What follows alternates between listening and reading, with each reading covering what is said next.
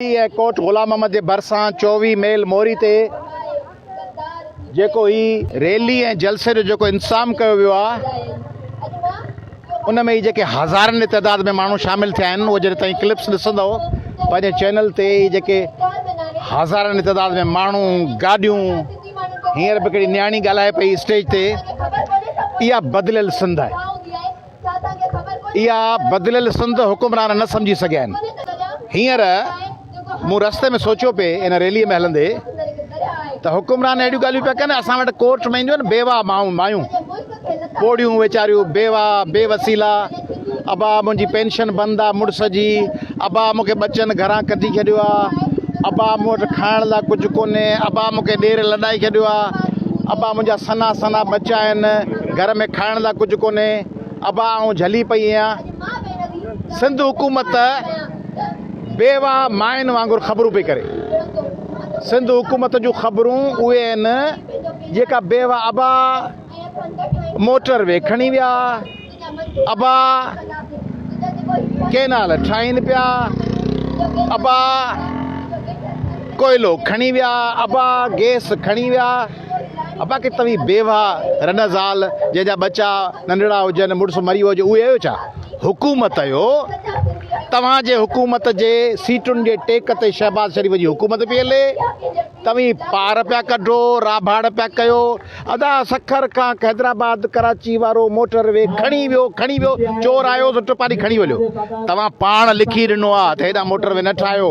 सिंधी ॼट भले अहिड़नि रोडनि ते पिया हलनि ऐं हादसा थियनि, सिंधी मरनि, सिंधी तव्हां लाइ फ़क़ति कमांद वांगुरु चूसे इस्तेमालु करे गंढेरियूं ठाहे उछलाइण जी शइ आहे। तंहिंजे करे तव्हां पाण मोटर वे होॾां शिफ्ट कयो आहे, तव्हां पाण कैनाल पिया ठाहियो। हिकिड़ी ॻाल्हि। ॿी ॻाल्हि त हिकिड़े माण्हू मूंखां हींअर गाॾी में पुछो, मूंखे चई साईं हीअ जेके हज़ारे माण्हू निकिता न, इहे जे इलेक्शन में ईअं थी पवनि त ओॾी महिल ई अहिड़ियूं हिमतूं कनि। मूं चवनि इहा ॻाल्हि छो थो करी? इलेक्शन टके जी शइ आहे, नंढड़ी शइ आहे। सिंध जी एजेंडा असीं पिया ठाहियूं, सिंध जी एजेंडा असां पिया तय कयूं। सिंध जो माण्हू हुकुमराननि जे ख़िलाफ़ु इलेक्शन ई कूड़े मैंडेट जे ख़िलाफ़ु बीठो आहे।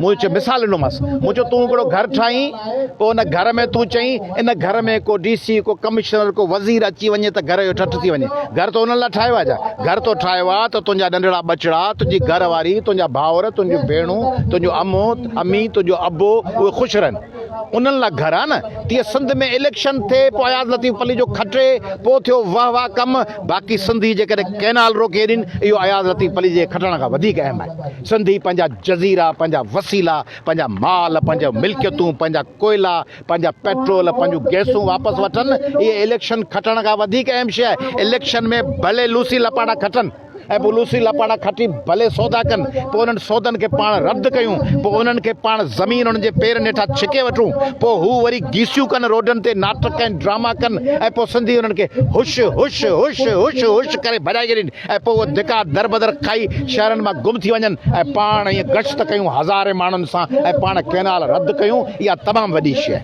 तंहिंजे करे इलेक्शन में का शइ कान्हे, सिंधी माण्हुनि जी इज्तिमाही ताक़त सभु कुझु आहे। ॿी ॻाल्हि